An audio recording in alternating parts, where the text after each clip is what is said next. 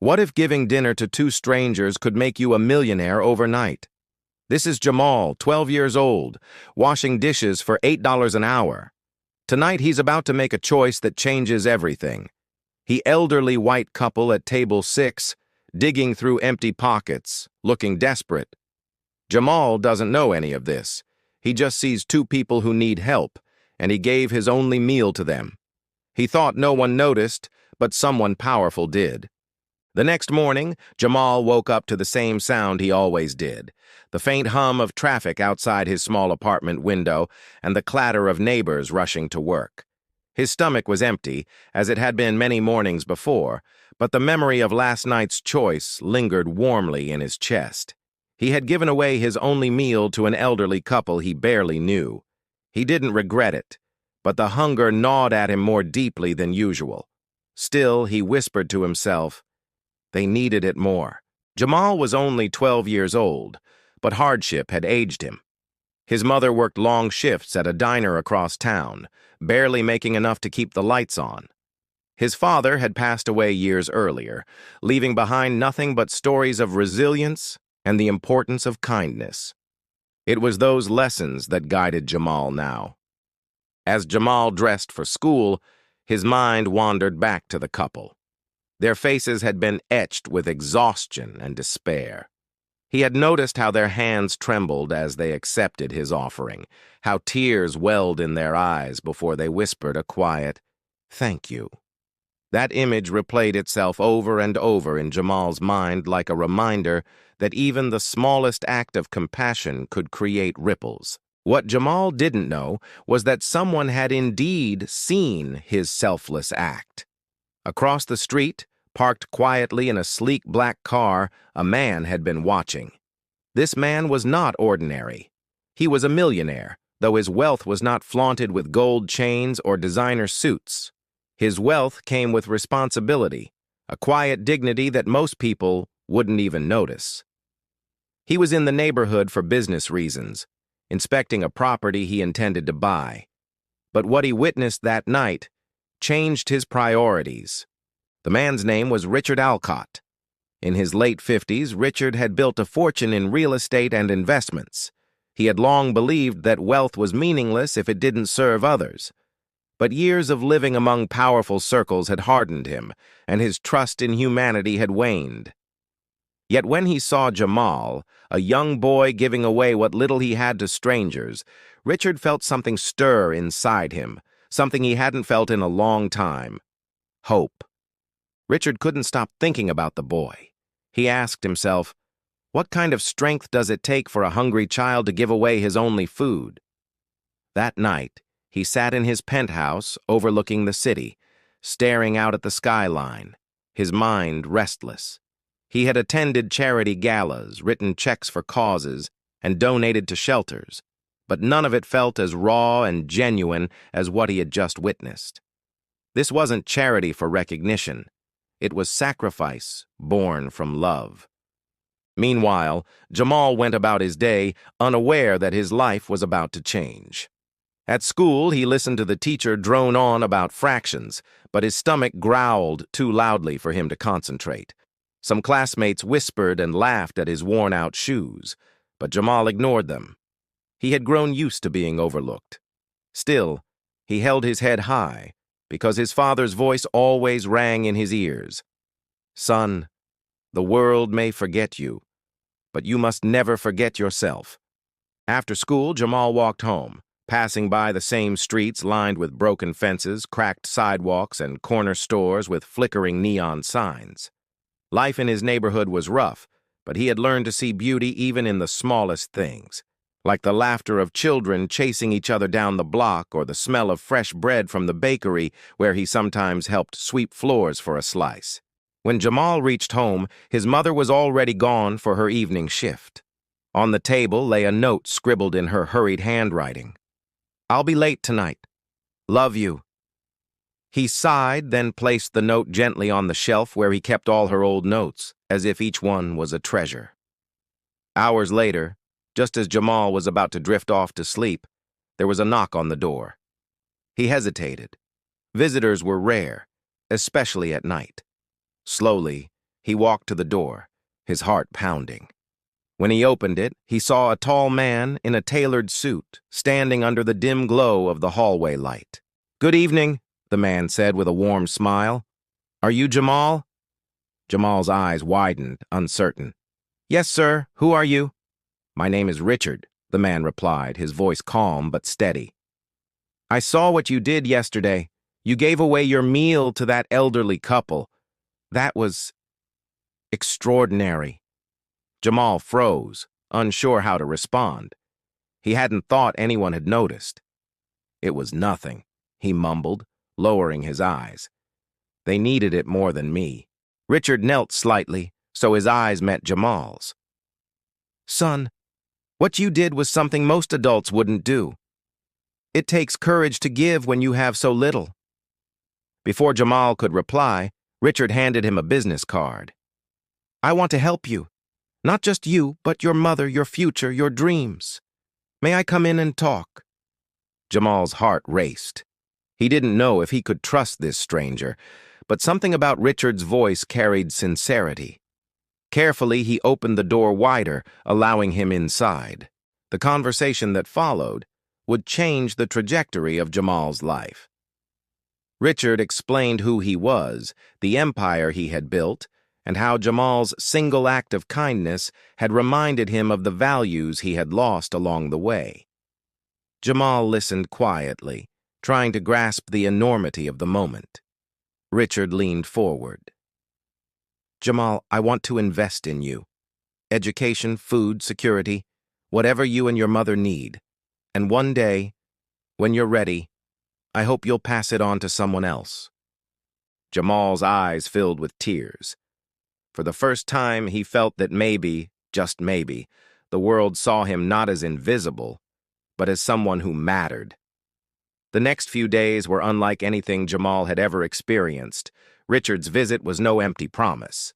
By the next morning, a delivery truck pulled up to the worn-down apartment complex. Neighbors peeked from their windows, whispering curiously as men carried in boxes, groceries, fresh clothes, even a brand-new mattress to replace the old one Jamal had been sleeping on for years. When his mother returned from her exhausting late-night shift and found their apartment filled with food and essentials, she froze. Her eyes widened in disbelief. "Jamal? Where did all of this come from?" Jamal explained nervously about the man who had knocked on their door, about Richard Alcott and his offer to help. At first, his mother was wary.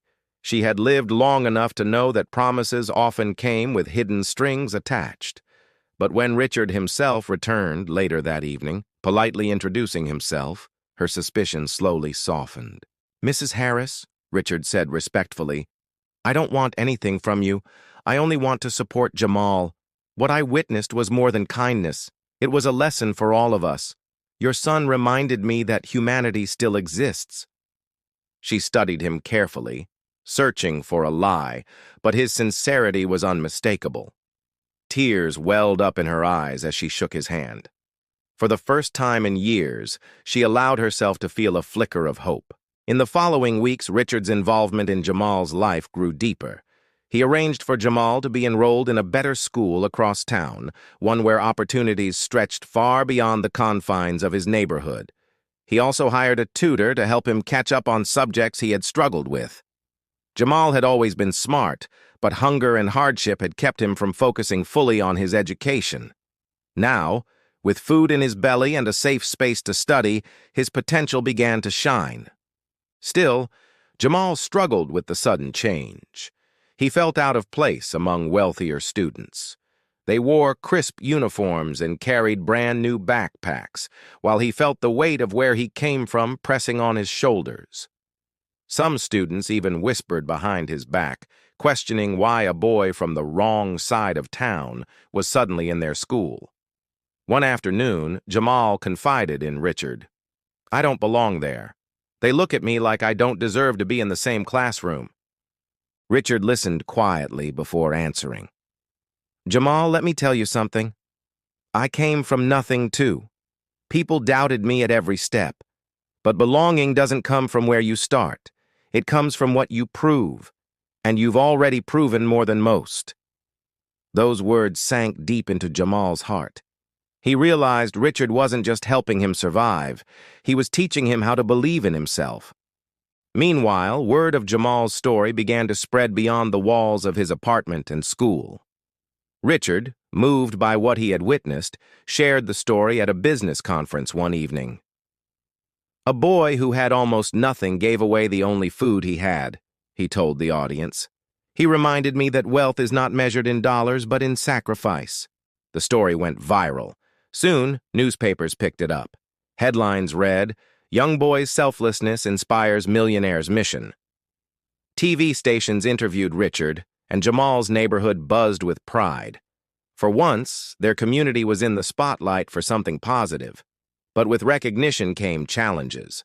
Reporters began showing up at Jamal's school, asking questions, snapping photos.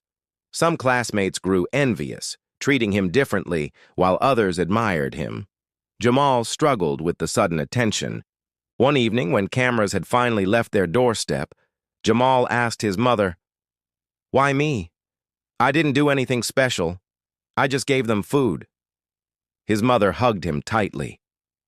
"That's exactly why, Jamal. Most people talk about kindness. You lived it. That's what makes it powerful." The real climax came one weekend when Richard invited Jamal and his mother to a gala, an event filled with society's most powerful figures. It was a charity dinner where millionaires and billionaires gathered to donate money, often more for appearances than genuine care. Jamal felt small and out of place in his borrowed suit, but Richard placed a reassuring hand on his shoulder. When the host invited Richard to speak, he surprised everyone. Instead of boasting about his company's achievements, he asked Jamal to join him on stage. The room fell silent as the boy nervously stepped forward, the spotlight glaring down on him. "This young man," Richard began, "reminded me of something I had forgotten. That wealth means nothing if it does not serve others." Jamal gave away his only meal, not for recognition, but because his heart told him someone else needed it more. "Tonight, I don't want you to write checks for the sake of appearances. I want you to remember this boy's example. I want you to act with humanity." The audience erupted in applause. Cameras flashed. Jamal stood frozen, overwhelmed by the roaring approval, yet deep inside he felt something shift. He was no longer invisible. His voice, his choices, mattered. That night marked a turning point. Donations poured in, not only for Richard's foundation, but for causes across the city. More importantly, Jamal's story became a symbol, inspiring people from all walks of life to give selflessly, even in small ways. But as the applause faded and the night ended, Jamal realized something important. It wasn't the attention or the money that mattered most. It was the fact that his small act of kindness had sparked a chain reaction far bigger than himself. After the gala, life for Jamal and his mother didn't return to the quiet struggles of before. Their world had shifted, though not in the way most people imagined. The sudden wave of attention was overwhelming. Strangers stopped Jamal on the street, thanking him, praising him, sometimes even asking for photos.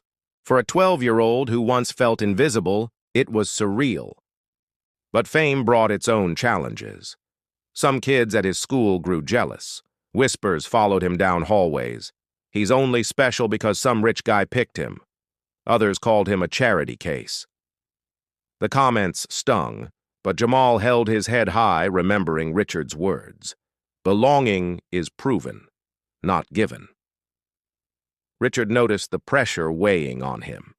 One afternoon, he invited Jamal for a quiet walk in the park. The air was cool, the sound of children playing echoed around them, and the golden glow of sunset stretched across the grass. "Jamal," Richard said gently, "the world is watching you now. That can feel heavy. But don't forget, your act of kindness wasn't about fame. It was about who you are. Don't let anyone take that away." Jamal nodded slowly. "It just feels weird. Everyone expects me to be something, but I'm just me." Richard smiled. "That's all you need to be. The world doesn't need you to be perfect. It just needs you to keep being yourself." In the weeks that followed, Jamal learned to balance the attention with his own sense of identity. He joined a youth mentorship program Richard helped fund, speaking to other kids from struggling neighborhoods. At first, he was nervous, his voice shaky as he stood in front of a small group of children who looked at him with wide eyes.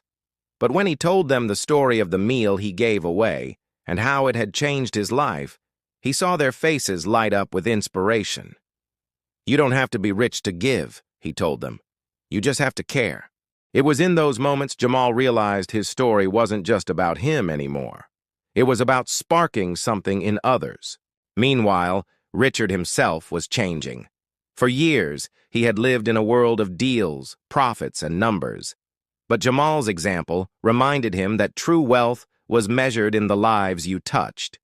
He began redirecting his business empire towards social impact, funding scholarships, building community centers, creating opportunities where none existed before.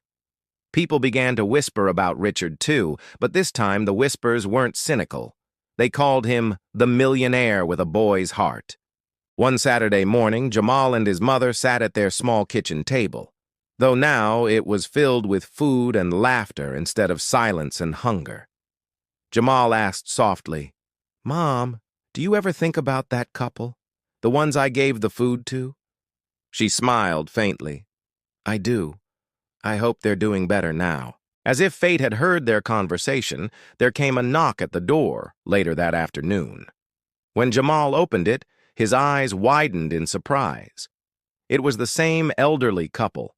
Their clothes were still worn, but their faces carried warmth and gratitude. "We've been trying to find you," the old man said, his voice trembling.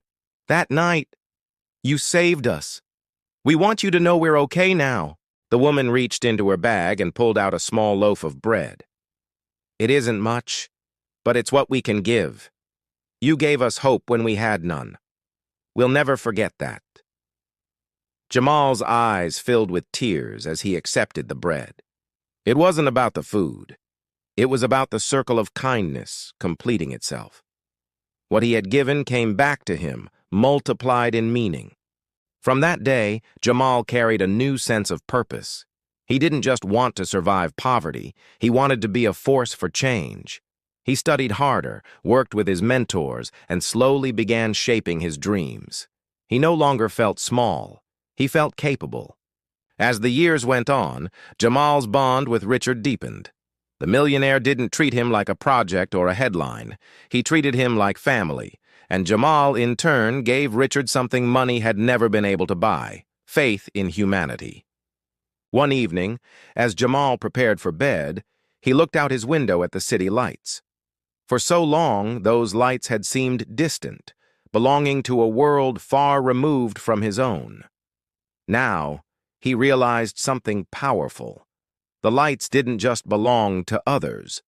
They belonged to him, too. His choices, his heart, his resilience had made them brighter, and he knew deep down that his story wasn't finished. It was only the beginning. Years later, people still spoke of the boy who gave away his only meal. What began as a quiet act of kindness had grown into something far larger, a movement of compassion that reached far beyond Jamal's neighborhood. By the time Jamal was in college, scholarships fully funded by Richard's foundation, he had become more than just the boy in the headline. He was a leader in his own right. He spent weekends mentoring younger children, reminding them that even the smallest acts could carry enormous power. His speeches no longer trembled. His voice carried strength, conviction, and authenticity, the kind that comes only from lived experience. For Jamal, success wasn't defined by wealth or fame. It was defined by the lives he touched, just as he had once touched the lives of that elderly couple. He carried their memory with him like a compass, guiding every decision he made. Richard often attended Jamal's talks, quietly proud. Watching the boy grow into a man filled him with something he couldn't quite describe, perhaps redemption, perhaps legacy. He had spent decades building towers of glass and steel, but none of them had brought him as much satisfaction as watching Jamal stand tall on his own. One evening, after a community event where Jamal had spoken to hundreds of children, Richard placed a hand on his shoulder. "You've done more than I ever could, Jamal. You've reminded people that generosity is not about what's in your pocket, but what's in your heart." Jamal smiled. "I just did what felt right. You gave me the chance to keep doing it." The two shared a quiet moment of understanding. Years later still, after Richard passed away, Jamal carried forward his legacy, not by living in Richard's shadow, but by building his own path. He established a foundation in both their names, one dedicated to uplifting children from disadvantaged communities, ensuring that no child would feel the hunger and hopelessness he once knew. At the dedication ceremony of the foundation's first youth center, Jamal spoke to a crowd filled with children, parents, and community leaders. He told his story, not to glorify himself, but to remind others of the power of compassion. "I was just a boy with one meal," he said, his voice steady. "But that one choice changed everything. If you ever think what you do doesn't matter, remember this. Kindness multiplies. It echoes far beyond what we can see. What you give today can change someone's tomorrow." The crowd erupted in applause, but Jamal only smiled humbly. For him, the applause was never the goal.